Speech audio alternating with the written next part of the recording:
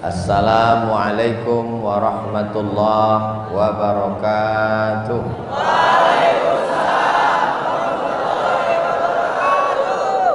Apa kabar semua bapak-bapak, adik-adik, sehat semua?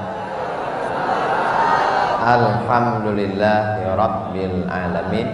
Allahumma sholli ala sayyidina Muhammad wa ala ali sayyidina Muhammad. Sahibul fadilah, fadilatul ustaz Guru Syaukani Al-Banjari, mudah-mudahan anak-anak kita menjadi penghafal Quran dan qari seperti beliau. Amin ya rabbal alamin. Yang sama kita hormati jajaran pimpinan Direktur PT Komatsu Manufacturing Indonesia. Asia. Saya sengaja nyebut Indonesia. Kira-kira kalau saya salah diluruskan atau tidak. Ternyata salah satu syukur kita kepada Allah, siapapun kita, kalau kita keliru, salah, masih ada yang meluruskan. Alhamdulillahirabbil alamin. Semua pegawai, karyawan, karyawati yang tak dapat saya sebutkan satu persatu, insya Allah semuanya dimuliakan Allah Subhanahu wa ta'ala. Amin ya rabbal alamin. Saya beserta seluruh tim amat sangat mohon maaf karena tidak sesuai dengan jadwal. Kami delay pesawat. Ketika akan berangkat tadi dikasih tahu, Ustadz ini pesawatnya rusak. Dan andai pesawatnya betul pun saya nggak berani juga naik.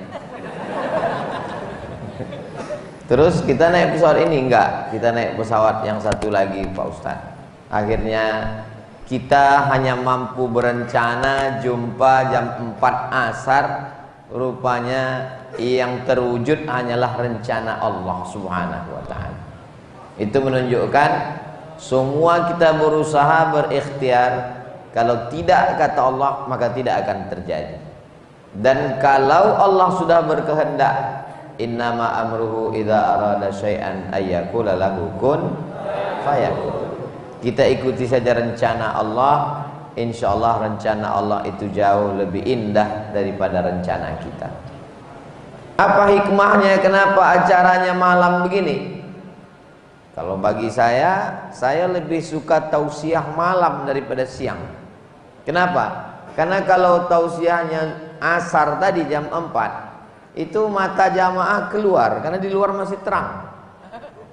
Kalau sekarang tidak bisa melihat keluar, gelap semua.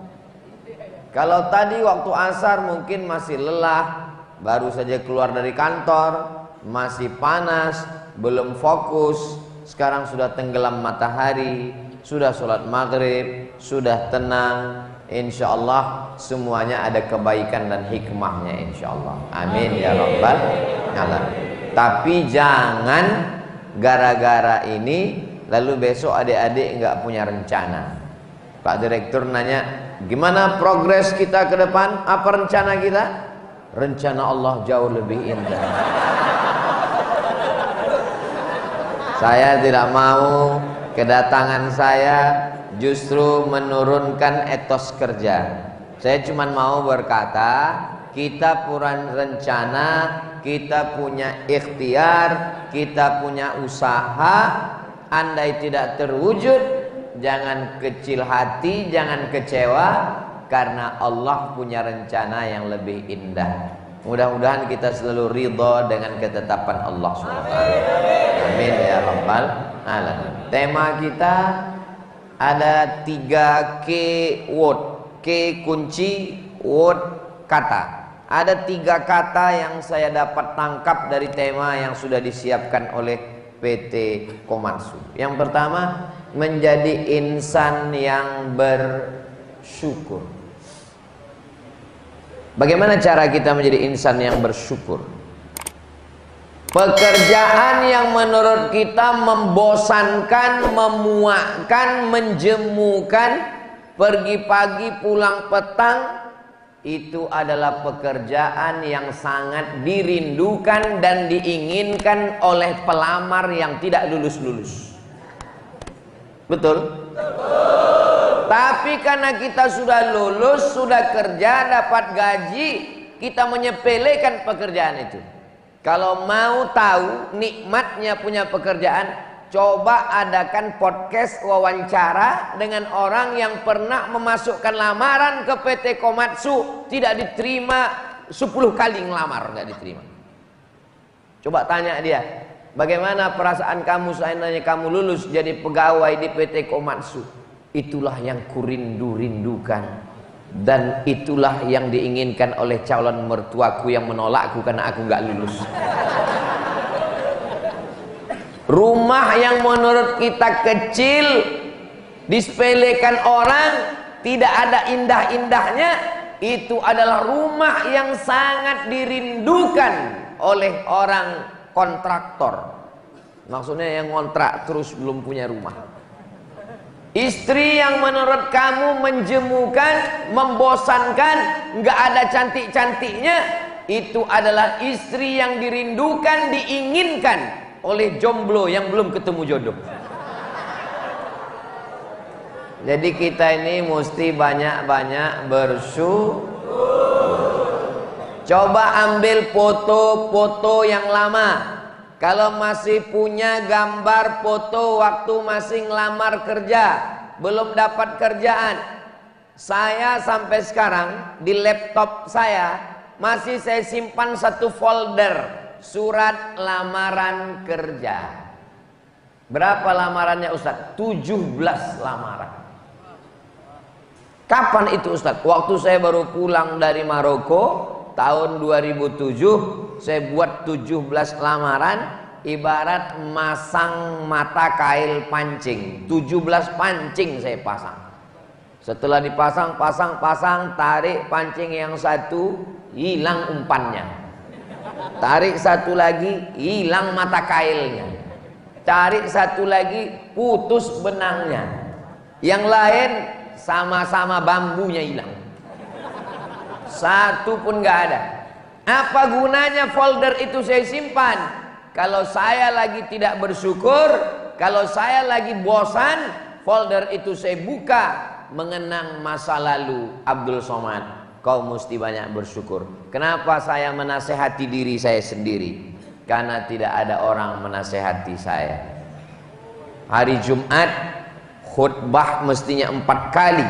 Jumat 1, Jumat 2, Jumat 3, Jumat 4. Saya sengaja kosongkan satu Jumat supaya ada khatib yang menasehati saya. Abdul Somad, kamu jangan cuma menceramahi orang, mengkhutbahi orang. Maka saya mesti dengar khutbah. Saya datang ke masjid, di sop belakang, di tepi, di pinggir untuk mendengar khutbah. Apa kata pengurus masjid? Sebenarnya khatib kita pada hari ini adalah Ustadz Fulan, tapi kami melihat ada hadir Ustadz Abdul Somad. Kita minta dia menyampaikan khutbah. Jadi pandai-pandailah menasehati diri sendiri, pandai-pandai bersyukur kepada Allah. Bagaimana bersyukur segala nikmat yang diberikan Allah ini. Mudah-mudahan adik-adik semuanya termasuk insan yang pandai bersyukur, insyaallah. Amin ya rabbal alamin. Bersyukur dengan lidah, subhanallah walhamdulillah wala ilaha illallah wallahu akbar. Bersyukur dengan hati, aku bersyukur sudah dapat kerjaan, aku bersyukur sudah punya seragam. Seragam ini bagi sebagian orang menjemukan, memuakkan, membosankan. Inilah seragam yang ditunggu-tunggu, dinanti-nanti, dirindukan oleh calon insinyur yang sekarang semester 7 di Institut Teknologi Bandung. Komatsu. Saya baru dapat jadwal ini tadi dikasih oleh Ustaz Andrew. Jadwal pertama kedatangan safari Kalimantan Timur, Kalimantan Utara, 2 provinsi ini. Ini tausiah pertama di PT Komatsu. Memang beberapa hari ini sudah ada tanda-tandanya saya akan kemari. Tandanya mana? Anak saya 2 hari ini main traktor terus.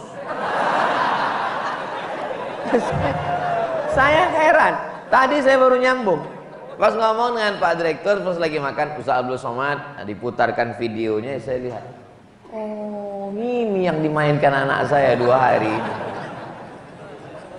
Jadi rupanya Allah sudah kirimkan signal-signal, ada tanda-tanda, ada supaya kita punya persiapan. Jadi sebelum datang Kokomatsu, Allah kirim tanda-tanda. Adik-adik juga nanti ketika akan ada berjodoh juga gitu, ada tanda-tandanya.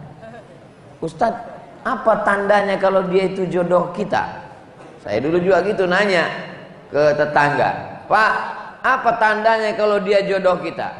Kalau dia jodohmu, tandanya hatimu bergetar. Terus saya lama menung. Kenapa? Karena setiap ketemu perempuan bergetar. Mati pun begitu juga ada tanda-tandanya. Mudah-mudahan kita bisa merenung sejenak, membaca tanda-tanda signal yang halus itu, supaya kita semuanya menjadi orang bersyukur dan mati dalam keadaan husnul khatimah. Qalilan ma tashkurun, sedikit orang yang bisa bersyukur. Wa qalilun min ibadiyas syakur, sedikit sekali hambaku yang pandai bersyukur. Kebanyakan manusia ini kurang. Nanti kalau sudah tamat sekolah, mudah-mudahan bisa kuliah. Setelah kuliah tidak pernah bersyukur. Kenapa? Dia ngelihat orang kerja. Nanti setelah tamat kuliah, mudah-mudahan dapat kerja. Setelah kerja dia nggak pernah bersyukur. Kenapa? Karena dia ngelihat orang yang tinggi jabatan. Nanti kalau saya sudah kerja, saya akan bersyukur. Nggak juga bersyukur. Kenapa? Dia ngelihat orang yang sudah kerja dapat uang, menikah. Nanti kalau sudah menikah bersyukur, tidak juga bersyukur. Kenapa? Dia lihat kawannya sudah nikah, punya rumah, punya mobil, punya kendaraan. Nanti kalau sudah nikah akan bersyukur. Ternyata sudah nikah tidak bersyukur. Kenapa? Karena dia lihat orang sudah punya anak, dia belum juga punya. Nanti kalau sudah punya anak akan bersyukur. Ternyata setelah punya anak tidak bersyukur. Kenapa? Karena anaknya laki-laki. Orang terus nanya, kok nggak punya anak perempuan?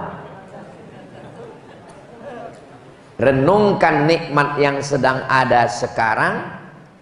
Mundur 5 tahun yang lalu, bagaimana rindunya kita ke PT ini, rindunya punya seragam ini, rindunya bekerja di sini. Sekarang sudah dapat, syukuri dengan lidah alhamdulillahirabbil alamin. Kita akan cinta dengan pekerjaan kita, cinta di tempat kita bekerja.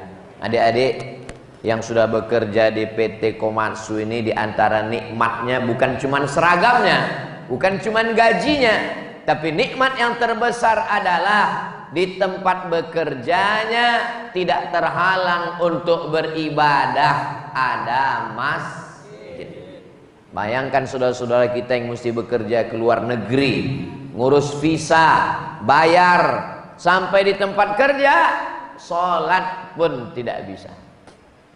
Assalamualaikum Ustadz Abdul Somad, tolong baca DM saya, ada pertanyaan yang sangat penting. Admin, apa pertanyaannya?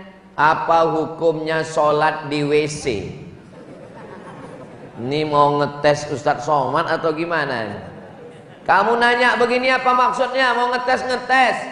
Ternyata dia kerja di luar negeri, karena di dalam negeri sudah puluhan lamaran tidak diterima. Akhirnya demi sesuap nasi membahagiakan orang tua dan gak tahan telinga karena ditanya orang kampung terus, kok gak kerja? Kok gak kerja? Sudah jual tanah, sudah jual sapi, sudah jual gelang ibu, anting, gak juga kerja. Ada lamaran diterima, permohonan pergi ke luar negeri. Sampai di luar bertemu dengan orang-orang yang punya prinsip time is money. Uang adalah Tuhan. Mereka mempertuhankan uang. Bagi mereka 5 menit sholat zuhur dan asar mengambil jatah kerja, nggak boleh sholat. Supervisor pengawas saya nggak boleh sholat, Ustadz. Terus kamu gimana? Saya masuk ke toilet, bisa kira-kira kalau badan saya ditekuk, saya bisa ruku, sujud, dan saya gelar di situ kain anduk dan saya sholat di situ. Apa hukumnya Pak Ustadz? Sebetulnya toilet tempat najis, kotor, masuk ke dalam kaki kiri, Allahumma inni a'udzubika minal khubuthi wal khaba'ith. Wudhu saja pun makruh di dalam. Tidak boleh menyebut nama Allah karena di dalam ada tempat buang air besar, buang air kecil. Tapi karena ini darurat tingkat tinggi, daripada enggak sholat sama sekali, maka sholatlah di situ. Ada adik-adik di sini yang sholat di toilet. Masjidnya besar. Jadi yang selama ini belum juga sholat, mudah-mudahan dibukakan Allah pintu hati. Tidak ada halangan. Malah didatangkan guru Syaukani, didatangkan Ustadz Abdul Somad datang kemari, dibuatkan acara tablik akbar pengajian. Ini nikmat besar, disyukuri dengan lisan alhamdulillah wa syukru lillah wala haula wala quwata illa billah. Bersyukur dengan lisan, lidah. Bersyukur dengan hati, senantiasa mensyukuri nikmat Allah. Bersyukur dengan harta, membayar zakat. Jadi adik-adik yang punya penghasilan satu tahunnya di atas 85 gram emas, itu sudah kena zakat 2,5%. 85 gram itu Pak Ustadz, 1 gram emas itu sekarang 1 juta berapa gitu. Yang tahu harga emas tuh di pojok kiri sana. Harga emas 1 gramnya 1 juta sekian. Tapi karena kita udah lama kenal baik, 1 juta aja lah. Jadi siapa yang punya penghasilan setahun 85 gram kali 1 juta, 85 juta, bagi 12 bulan lebih kurang 7, sekian, maka dia wajib keluar 2,5%, namanya zakat. Gaji saya cuma 5 juta Pak Ustadz. Jangan hitung cuman gaji pokok, hitung total semua. Uang lembur, uang tunjangan, uang sipak, uang sundul, uang sikut, uang tanduk. Semua di total pendapatan keluarkan 2,5%. Jadi kalau 2,5% dari 1 juta itu 25.000, berarti kalau 10 juta 250.000. Jadi kalau ada tabungan 100 juta, kalau dilihat dari tatapan mata dan senyumnya yang lepas, kelihatannya di atas 100 juta ya. Makanya saya pancing-pancing di awal tadi. Saya mau ngelihat ini berapa tabungannya. Pas saya pancing dikit, senyumnya lepas, di situ saya baru tahu. Soalnya di tempat lain orang yang kalau nggak punya uang tuh susah mau senyum lepas. Dipancing dikit. Tapi kalau lepas begini, ini di atas 100 juta. Jadi uang yang sudah disimpan selama 1 tahun, jumlahnya di atas 85 gram, itu dikeluarkan 2,5%. Saya ada nyimpan di bank 100 juta Pak Ustadz, hasil kerja di PT Komatsu berapa? 100 juta. Tidak berkurang selama setahun, tidak di bawah 85. Maka keluarkan zakatnya 2,5%. Kalau 100 juta berarti zakatnya 2,5 juta. Kemana dibayarkan? Ke Basnas, Badan Amil Zakat Nasional Kabupaten dan Provinsi Kalimantan Tengah. Apakah kita di sini bisa buat Basnas? Bisa. Namanya UPZ, Unit Pengumpul Zakat. Panggil bapak-bapak dari Basnas kemari, minta mereka buatkan surat izin pembukaan UPZ, Unit Pengumpul Zakat. Maka semua pegawai karyawan storkan ke UPZ, dari UPZ nanti disalurkan ke Basnas Kabupaten dan Provinsi. Kebanyakan orang nggak mau bayar, kenapa? Karena dia sudah punya orang yang dia santuni tiap bulan, tetangganya, karyawan, supir driver, asisten rumah tangga, lalu dia bayarkan zakat. Tidak boleh membayarkan zakat kepada asisten rumah tangga, security, driver kita sekaligus gaji, nggak boleh. Asisten rumah tangga, ini gaji kamu 2 juta sekaligus zakat saya bulan ini. Itu terlalu cerdas beragama. Kalau mau bayar gaji, berapa gajinya? 2 juta, 3 juta. Ini gaji kamu dan ini zakat saya. Kalau dia masuk dalam salah satu dari 8 asnaf. Innamas shadaqatu lil fuqara wal masakin wal amilin 'alaiha wal muallafati qulubuhum wa fir riqab wal gharimin wa fi sabilillah wa banis sabil. Tidak boleh dikeluarkan dari yang 8. Bolehkah saya berzakat kepada ayah saya, Pak Ustadz? Ibu saya? Ayah, ibu, istri, anak tidak boleh dikasih zakat.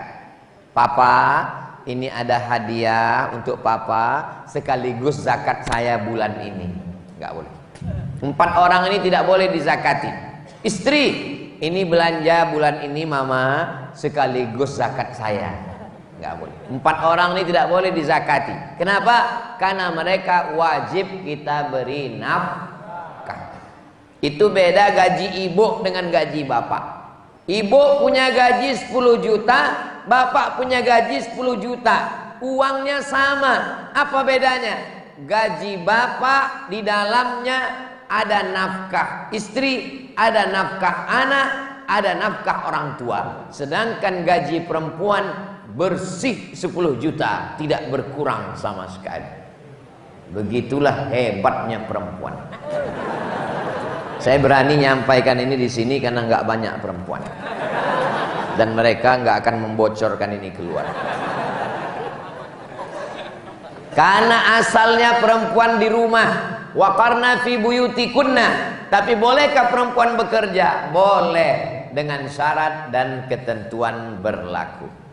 Maka istri dapat izin dari suami, lalu kemudian dia bekerja. Apa beda gaji suami sama gaji istri?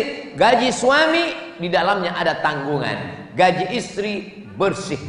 Lalu kebetulan suaminya belum bekerja. Lalu kemudian ya begitulah Allah membagi dengan keadilan.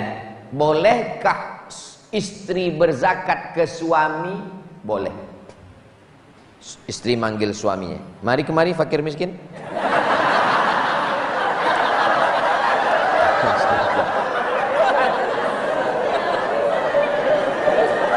Suami tidak boleh berzakat ke istri karena istri wajib dinafkahi. Tapi istri boleh berzakat ke suami karena suami tidak termasuk yang dinafkahi oleh istri. Maka istrinya mengatakan, "Papa, gaji saya 10 juta, tabungan saya ada 100, maka saya serahkan zakat ke kamu karena kamu termasuk 1 dari 8 asnaf." Apa kata istrinya? Jangankan zakat, jangankan gaji, semua tabungan yang 100 juta itu milikmu yang. Kesalahanku dalam hidup ini cuma 1. Apa? Mencintaimu.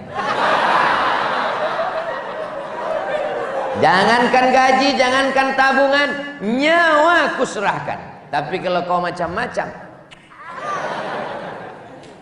nah, bersyukur dengan Allah sudah komplit. Lisannya bersyukur. Jangan ngomong macam-macam. Ini begini, begono, begini, ngamuk. Memangnya ngamuk menyelesaikan masalah? Ting, ting, ting, ting. Ting, ting, ting, ting. Kepada seluruh penumpang. Itu jantung kita udah nggak normal dah. Ini pasti delay, Tadi Ustadz waktu di airport delay ada ngamuk-ngamuk? Enggak. Ada keluar kata-kata kasar dari mulut Ustadz? Enggak.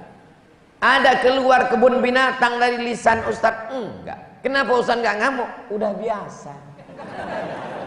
Malah kalau tepat waktu saya malah nanya, loh kok tepat waktu? Kok kita nggak delay ya?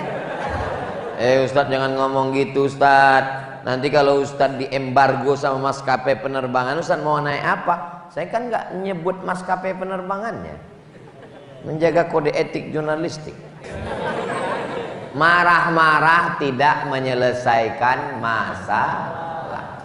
Ibu kerja, pulang, suaminya marah-marah. Ibu jangan balas marah. Kalau dia marah, ibu marah, pecah perang dunia ketiga. Ibu nyanyi aja, abang jangan marah-marah, nanti abang cepat mati.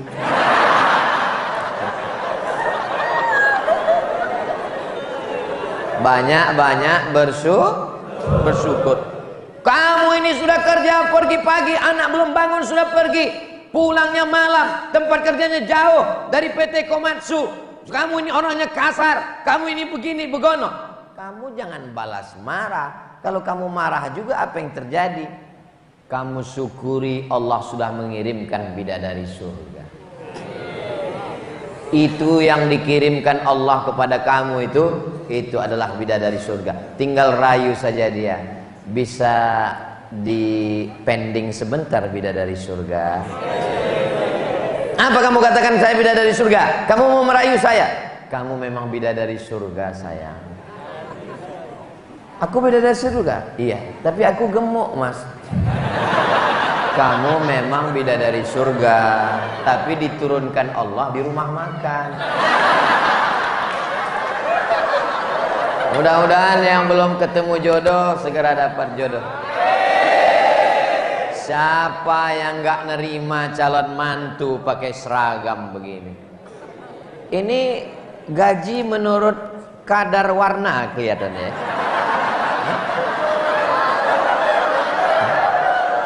Semakin biru itu semakin banyak mungkin ya. Saya baru nebak aja. Demi Allah saya nggak tahu. Ini hanya husnuzon aja. Apakah banyaknya uang membuat orang bahagia? Uang tidak bisa membuat orang bahagia, tapi tanpa uang orang sulit untuk bahagia. Kalaulah uang bisa buat orang bahagia, maka orang yang berada di tempat tidur seharga 1 miliar pasti dia bahagia. Orang-orang kaya, konglomerat, pejabat pergi ke mall, dia perintahkan stafnya cari tempat tidur spring bed yang paling mahal. Ini ketemu bos, berapa harganya? 1,2 M. Bawa pulang. Sampai di tempat tidur jam 2 nggak bisa tidur. Sementara yang nggak ada punya tempat tidur, yang tulang belakangnya nggak lurus, bisa tertidur. Kapan? Waktu khotib khutbah Jumat.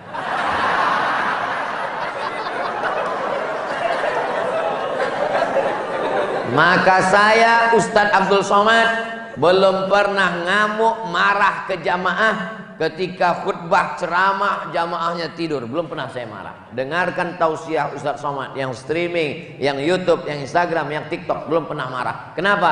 Karena uang tidak bisa membeli tidur.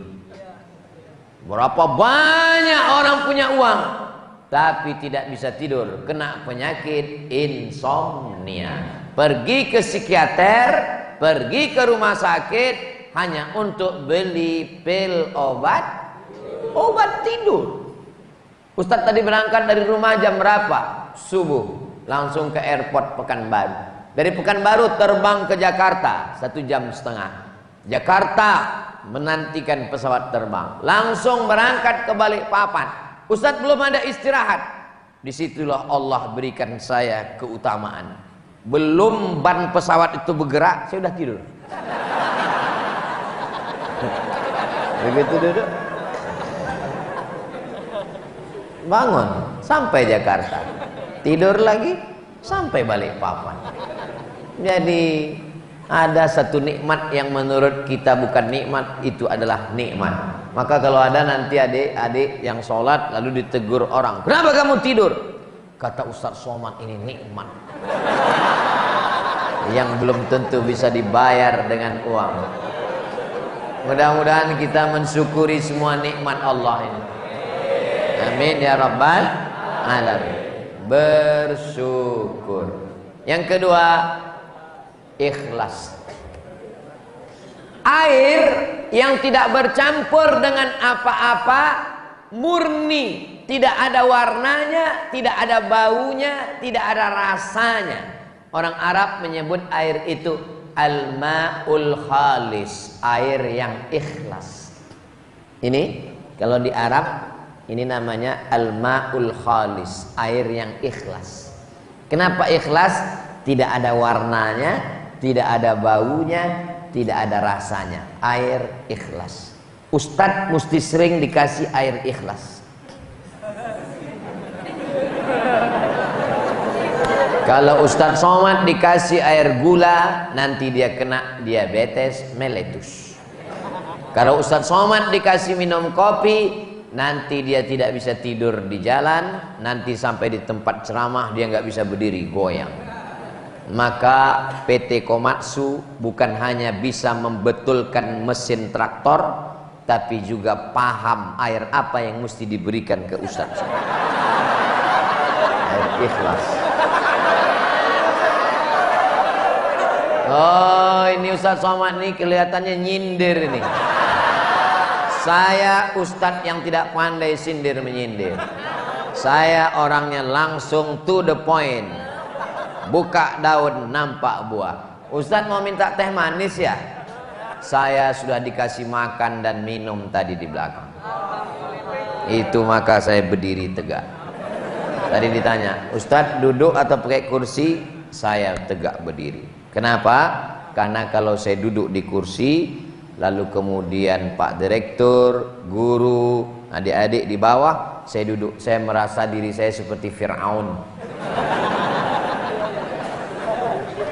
Ikhlas, bersihkan hati, langkahkan kaki dari rumah, bismillahi tawakkaltu 'alallah, la haula wala quwata illa billah.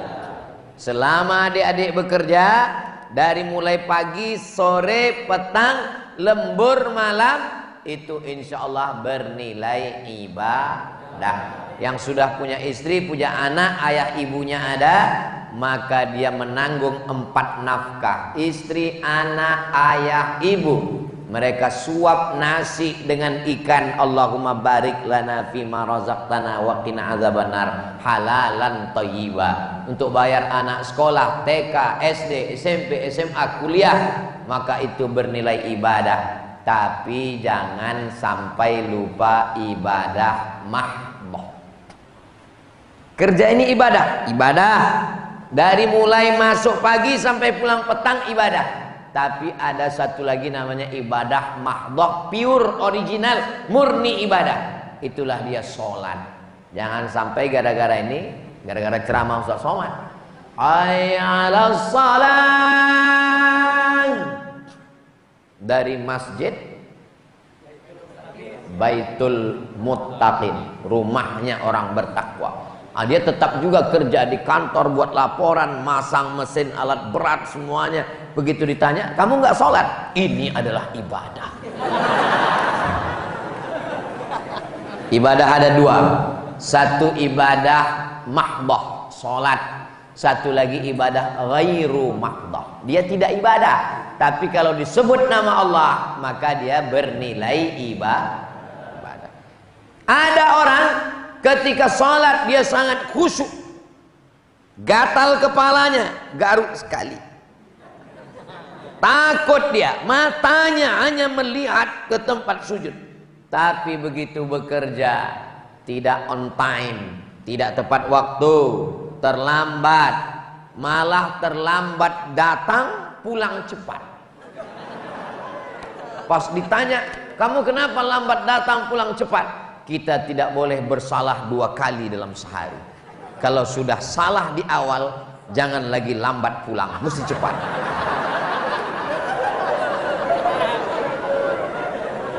Padahal dia dibayar, padahal dia digaji, maka uang yang dia ambil bukan duit yang halal, disuapkan duit haram kepada anak.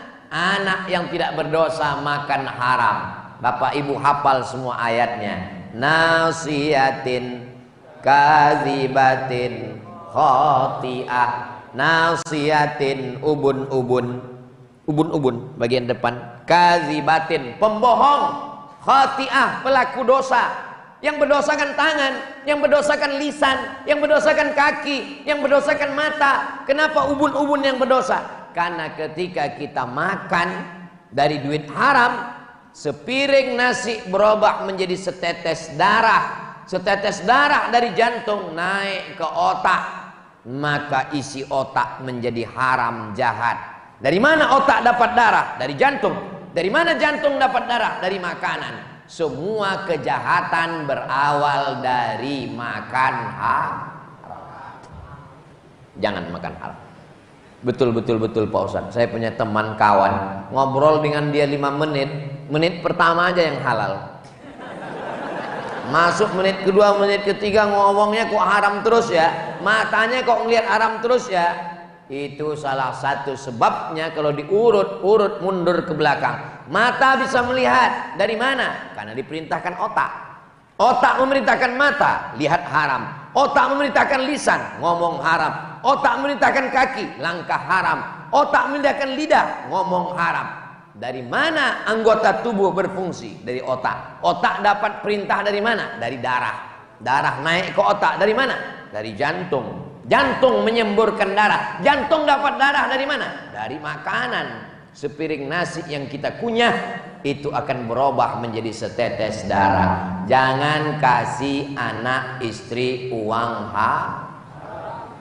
Yang jadi masalah, uang haram sama uang halal warnanya sama. Sama-sama merah, dan Bung Karno dengan Bung Hatta tersenyum di sana. Ternyata uang ini sesuai dengan jumlahnya. Kalau dia uang paling besar di Indonesia 100.000, itu proklamator tersenyum. Tapi kalau uang 1.000 itu bawa golok Patimura. Begitu hebatnya Bank Indonesia itu menempatkan. Luar biasa. Perhatikan nanti pulang dari sini. Ambil uang 1.000, ambil 100.000, foto, update status nanti malam. Mau uang berapapun, kalau sampai duit yang haram, maka kotor. Yang bersih, murni, tidak ada rasa, tidak ada bau, tidak ada warna. Dia adalah ikhlas. Mudah-mudahan kita termasuk yang ikhlas karena Allah. Bapaknya, suaminya bekerja ikhlas, istrinya menjaga anak-anak di rumah berusaha dengan ikhlas, bekerja ikhlas karena Allah. Apakah dengan bekerja ikhlas karena Allah lalu tidak mementingkan prestasi, jabatan, gaji? Itu sama seperti orang yang kuliah di universitas. Kamu belajar di sini karena Allah. Saya belajar karena Allah. Kalau memang betul belajar karena Allah, nggak usah ngurus transkrip nilai. Kalau memang betul belajar karena Allah, nggak usah ngurus ijazah S1, S2, S3. Maka kata guru-guru kami di Al-Azhar Mesir, keikhlasan tidak merusak mengurus ijazah. Karena kita disuruh dapat dua-duanya. Rabbana atina fid dunya hasanah wa fil akhirati hasanah wa qina azabannar. Jadi bekerja, berseragam, ngurus pangkat, berprestasi, itu tidak merusak keikhlasan. Saya tidak mau ceramah saya ini dibalik. Besok tiba-tiba ada orang datang bekerja di PT Komatsu, tidak rapi, tidak ngurus seragam, tidak ngurus pangkat, tidak berprestasi. Pas dievaluasi, kenapa kamu begini? Yang penting ikhlas. Dua kesalahannya. Yang pertama, tidak mengikuti aturan perusahaan. Yang kedua, mengkambing hitamkan Tuhan dengan kemalasan. Banyak orang sekarang malas, nggak mau berusaha, tapi giliran dia dievaluasi, dia mengkambing hitamkan Tuhan. Seorang suami yang tidak mau bekerja, yang malas-malasan, ditanya sama istrinya, kenapa kamu nggak bekerja? Kenapa kamu tidak berusaha? Kenapa kamu tidak berkarir? Ini sudah takdir Allah.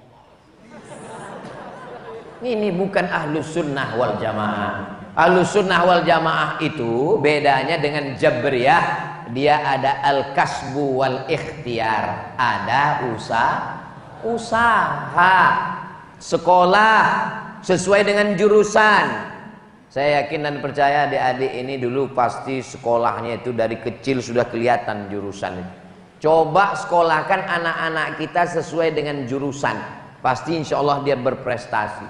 Ustaz, anak saya ini kemana-mana bawa martil, masukkan ke fakultas hukum, berarti dia mau jadi hakim. Kalau nggak lulus hakim, tukang. Anak saya kemana-mana itu bawa jarum suntik, fakultas kedokteran. Anak saya kemana-mana main traktor alat berat, Komatsu. Apapun bakatnya, dimanapun bekerja, itu dipakai untuk menolong agama Allah. Ini banyak yang salah orang tua sekarang. Setiap saya ceramah di perusahaan-perusahaan, saya ceramah di ikatan pengacara, saya ceramah di ikatan dokter, saya ceramah di PT perusahaan, berbagai macam bidang. Ustadz, gimana cara ke Mesir? Kenapa nanya ke Mesir? Saya mau kirim anak saya ke Mesir. Yang mau ke Mesir ini anaknya apa bapak? Saya. Jangan paksa anak kita pada bidang yang dia tidak suka. Walaupun saya ustadz, anak saya tidak paksa. Saya hanya paksa anak saya mondok sampai kelas 6 pondok taman SMA. Habis itu terserah dia mau kemana. Kalau dia mau jadi teknisi, dia mau jadi programmer komputer, dia mau jadi pengacara, silakan. Saya tidak paksa dia jadi ustadz. Saya paksa dia jadi ustadz. Saya paksa mesti seperti saya. Saya kirim dia ke Mesir. Dia tidak jadi saya, dia jadi Fir'aun.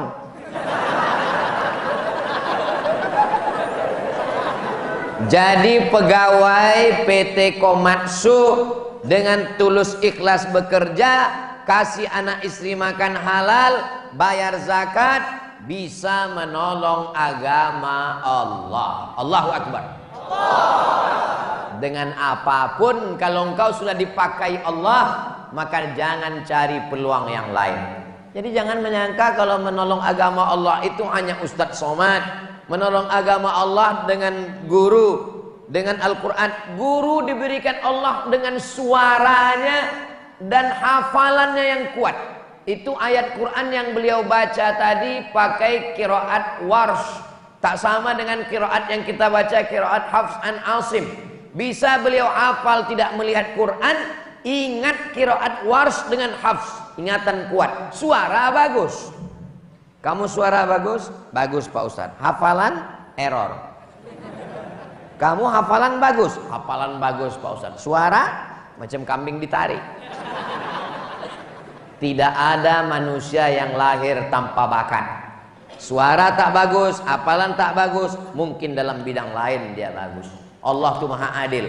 Kalau sudah merasa ini bidang saya, tekunlah di sana, kerja ikhlas, insya Allah bisa menolong agama Allah subhanahu wa ta'ala. Tapi saya nggak bisa ceramah, saya nggak bisa khutbah. Ayyahdiyallahu bika rajulan wahidan. Satu orang dapat hidayah karenamu. Satu orang khairum minad dunya wa ma fiha, lebih baik daripada dunia dan seisinya. Satu orang cuman. Gua banget ini. Saya memang betul Pak Ustadz, saya nggak pernah khutbah, saya nggak pernah ceramah, dan yang dapat hidayah itu cuma satu orang Pak Ustadz. Siapa? Istri saya. So sweet. Mudah-mudahan adik-adik dapat istri yang solihah. Tolong yang bilang amin yang belum nikah aja. Saya khawatir yang udah nikah bilang amin. Keyword yang pertama bersyukur, yang kedua ikhlas, yang ketiga adalah bahagia. Melihat dari senyumnya, dari tatapan matanya, semua ini orang-orang bahagia. Amin. Nggak tahu juga keluar masjid nanti ya. Syarat bahagia kata Nabi 3. Yang pertama, qalban syakira, hatinya bersyukur. Yang kedua, lisanan zakira, lisannya berzikir, alhamdulillah, alhamdulillah. Yang ketiga, zaujatan salihah, istri yang salihah. Kalau dapat tiga-tiga ini, kita bahagia. Doakan supaya Ustaz Abdul Somad dapat tiga-tiganya. Amin. Hati bersyukur, lisan berzikir, istri salihah. Hati saya selalu bersyukur pada Allah. Saya selalu bersyukur kepada Allah atas nikmat apapun. Teman saya sama-sama satu angkatan ke UIN, sama-sama daftar, meninggal. Satu kelas, sama-sama sarapan pagi, meninggal. Adik kelas saya meninggal. Kami dari Sumatera Utara bertiga. Atasan Ustadz Tengku Zulkarnain di atas saya. Yang bawah Ustadz Mahir Tuwailibi. Saya tinggal di tengah. Ustadz Mahir meninggal, Ustadz Tengku meninggal. Engkau masih beri aku nafas ya Allah, Engkau masih kasih aku hidup, aku bersyukur kepada Engkau. Saya tidak pernah mengutuk nasib, mengapa begini. Saya syukuri, doakan supaya saya tetap bisa bersyukur kepada Allah.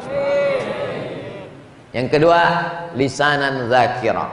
Kalau kita ikut omongan orang, letih, kita capek.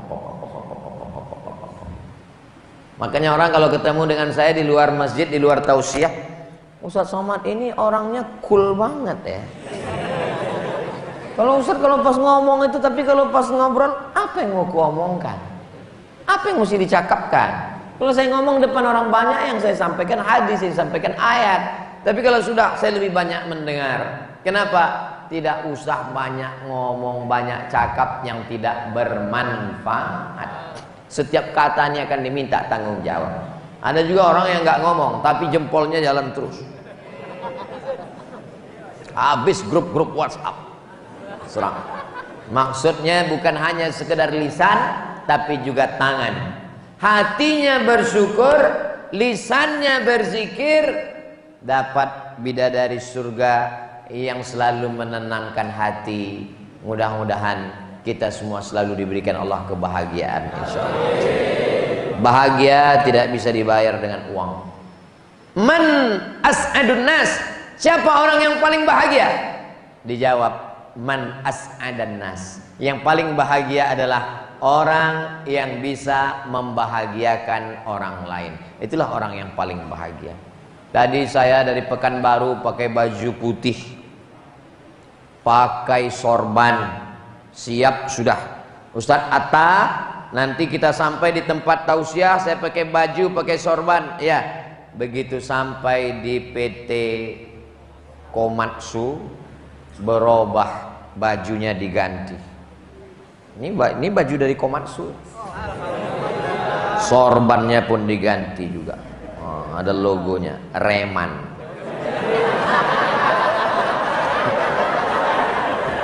Reman. Kenapa sorban Ustadz diganti? Kenapa bajunya diganti? Ada orang yang bahagia pakai baju baru. Tapi ada yang lebih hebat lagi. Apa dia?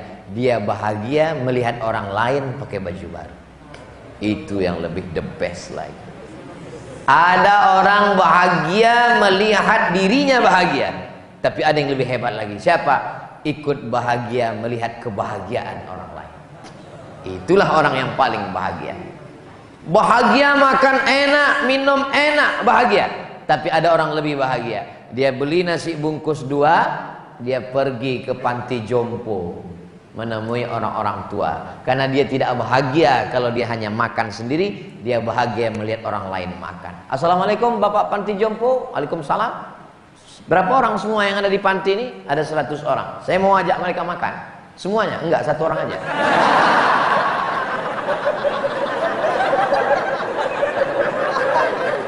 Saya mau makan dengan dia.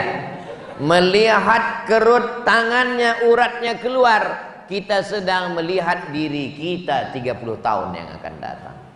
Ini adik-adik yang sekarang umurnya 27. Saya, ya sebaya lah dengan saya 27, 28. Adik-adik pergi ke panti jompo, bawa nasi bungkus, hari Ahad, hari libur, pergi ke mall, bagus. Pergi ke pinggir laut, mantap. Pergi ke danau, cantik. Tapi pergi ke panti jompo, melihat dia menggeletar, menyuap. Anakmu mana Pak? Saya tidak punya anak. Istrimu sudah meninggal duluan. Kenapa Bapak di sini? Saya sebatang kara. Melihat dia menyuap nasinya, menetes air matanya, menetes pula air mata kita. Itulah kebahagiaan yang tak bisa diungkapkan dengan kata-kata. Karena bahagia adalah rasa. Kalau rasa mau diceritakan dengan kata, kata terlalu miskin untuk mewakili rasa. Andai kuungkapkan rasaku hari ini, bagaimana rasanya dapat baju dan sorban dari Komatsu, pastilah kata-kata itu berdusta dan belum tentu bisa mewakili rasa. Andai pun kupaksakan untuk mewakili rasa, rasaku belum tentu rasamu. Maka tidak usah dirangkai kata-kata, jangan merasa bisa mengungkapkan rasa, cukuplah dengan rasakan saja kebahagiaan dengan berbagi kepada orang lain. Insya Allah tiga-tiganya kita dapat, kita menjadi orang yang bersyukur, kerja ikhlas dan bahagia. Tadi saya mulai jam 6:30, sekarang sudah jam 7:30. Walaupun saya nggak ngelihat jam, itu saya terasa sudah kesemutannya 1 jam. Sudah 1 jam saya berdiri. Inilah tausiah yang paling komplit. Sholat maghribnya dapat, sholat isyaknya dapat, dari maghrib ke isyaknya ngaji. Adik-adik semuanya jangan lupa, jangan sampai tinggalkan sholat, sesulit apapun sholat, sholat, sholat. Karena kalau kita mati yang kita bawa cuma sholat. Istri tinggal. Ada ibu yang mau ikut suami mati? Gak usah dijawab bu, gak usah. Gak ada. Inna awwala ma yuhasabu bihil abdu yaumal qiyamah sholat. Sholat. Tidak ada yang bisa tawar menawar sholat. Tidak ada halangan di PT Komatsu untuk tidak sholat. Tempat wuduknya, tempat sholatnya cantik indah tamannya, datang sholat. Sebesar apa, seberat apa ujianmu, Allah maha besar. Angkat 2 tangan, Allahu Akbar. Seberat apa tanggungan hidupmu, Allahu Akbar. Bahagiakan orang tua. Kalau mau bahagia, bahagiakan orang tua. Gajian, dapat uang, belikan kain, belikan mukena, belikan Quran yang besar. Saya cari ke pasar Quran yang paling besar, saya belikan rehal tempat Quran. Saya pulang ke rumah, mak, ini Quran. Dibukanya Quran, senang sekali dia. Selama ini kalau aku baca Quran titik banyak hilang. Sekarang oh senang sekali aku Quran. Belikan sajadah, tegak dia di atas sajadah itu, lembut sekali sajadah yang kau belikan ini ya Allah, kata dia. Sholat dia di situ, menetes air matanya. Doamu mungkin tak makbul, tapi doa dia mengetuk pintu langit. Saya belikan sajadah, saya belikan rehal, saya belikan Quran. Setelah dia meninggal 2019, saya pulang ke rumah tempat dia sholat dulu. Saya bentang sajadah itu, saya gelar sajadah di tempat itu, sajadahnya masih ada. Saya letakkan di situ rehalnya, saya baca Quran, saya baca Yasin, mengobati keringnya hati karena rindu. Ternyata saya dulu tidak tahu, tak pernah terpikir di kepala saya untuk apa ini saya buat. Ternyata setelah dibuat, baru tahu sekarang, mengobati kerinduan adalah dengan membaca Quran yang dulu dia baca. Mengobati kerinduan adalah memeluk mukena yang dulu sempat dibelikan. Ini rumah saya, ini rumah ibu saya. Setiap saya pulang tausiah, tidak pernah sekalipun saya lewat tanpa mampir membawakan makanan. Sate, martabak, nasi goreng. Masalah dia makan tidak makan itu bukan urusan. Yang penting singgah. Assalamualaikum mak. Waalaikumsalam. Ini kenapa lah kau belikan, aku udah tidur ngantuk. Gak aku makan ini katanya. Bukan masalah dia makan atau tidak makan, yang penting kita sudah memberikan. Setiap makan enak yang pertama diingat adalah orang tua. Sampai suatu ketika saya makan ikan bakar, enak sekali ini ikan bakar. Sampai tertulis di situ, ikan bakar tidak bertulang. Pas saya buka, ada juga tulangnya. Enak sekali ikannya, enak, gurih, crispy. Saya angkat tangan mau pesan, mas bungkus 1 lagi. Maksudnya untuk almarhumah. Baru saya ingat, rupanya dia sudah meninggal. Kalau kita sering berpesan, maka kita, kalau udah meninggal apa yang bisa kita lakukan? Ibu kami sudah meninggal Pak Ustadz.